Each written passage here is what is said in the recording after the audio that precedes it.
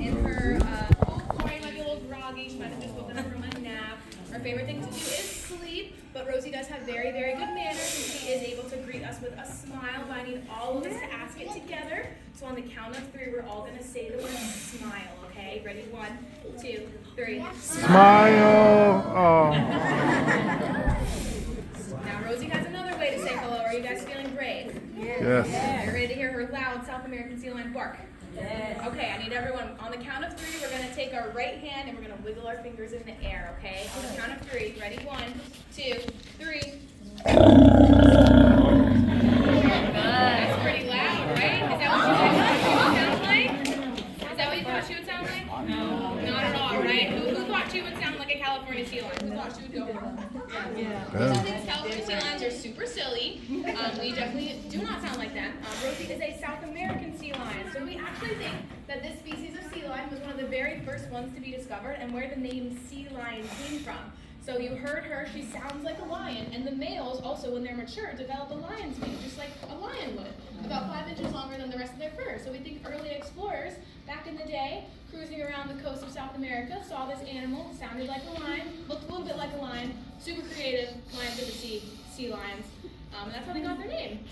So they do look a little bit different than some sea lions you guys might have seen in the past. But Rosie also has really cool features. A lot of sea lions have the same features, but I thought I could point out a couple to you guys. You see those things on the front of Rosie's face? Anyone know what they are? Whiskers. Whiskers, yeah. So sea lions have whiskers. They're technically called vibrissae, and they actually can detect vibrations in the water when they're hunting. That's the difference between a fish and our finger. But I mentioned that Rosie wasn't able to see for a bit of her life, so we taught her that sea lion sign language. Now those whiskers are so sensitive that we were able to teach her certain behaviors just by touching her in a particular way in those whiskers. And Mel's kind of showing off a couple of those behaviors. She's not saying a single word, she's just touching her very specifically in those whiskers. And Rosie's whiskers are so sensitive, they can tell the difference between all those touches. So that's a really important part of their body. And like I said, we also were her seeing eye person, so she really relied on that target pole or our hand while we guided her around. You can see she can feel those whiskers and follow that target pole all the way around. She doesn't need it as much now, like I said, she's just independent, she can see, but those whiskers are still really, really important. Like I said, if we want to have her lie on the ground, she can follow it down, so that target pole is a really good training tool that we use. Alright, now one of the big things you might notice on Rosie are those big old flippers. So sea lions have really big front floppy flippers and big back flippers as well. Now they're kind of paddle shaped. That's where they're going to get all their power from. They're going to really push the water, they're going to get their momentum. They can actually swim in bursts of up to 25 miles an hour in the water, which is pretty fast. So I said bursts, these guys are pretty lazy. So only if they're really needing to get moving will they swim that fast. But those paddle-shaped flippers are really important and allows them to do so. And then they have those really cool back flippers. Now what's cool about their front and hind flippers, if you were to take an x-ray, it would actually show the same 5-digit bone structure. Rosie's shaking it for you guys. Now you can really see that 5-digit bone structure in those back flippers. Those back flippers are going to be used more to steer. But she also has something interesting on her back flippers. Can you guys in the front row see what she's got on her back flippers? What is it? Not a tail, but on her back flipper. Anyone want to call it? Finger, they got toenails. There we go. So I was getting that. So they do have 3 long toenails in the middle and 2 shorter ones on the outside. What do we have fingernails for? What do we use our fingernails for? Eating. That's true.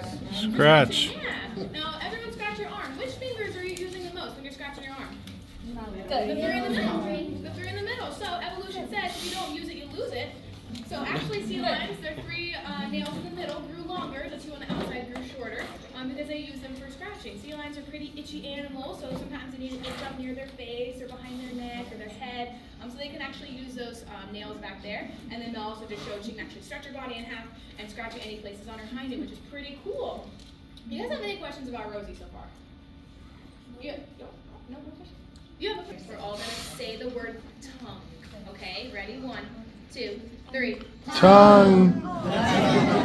Very, very cute. We're all going to take our pointer finger and our thumb, and we're just going to spread them apart like this, okay? On the count of 3. Ready? 1, 2, 3. That's right. Now let's harder. So remember I said we're having to kind of reteach her those visuals. So let's pair it with the verbal. So we're going to do this. At the same time, we're going to say the word open, okay? Ready? 1, 2, 3. Open. There we go. She got it.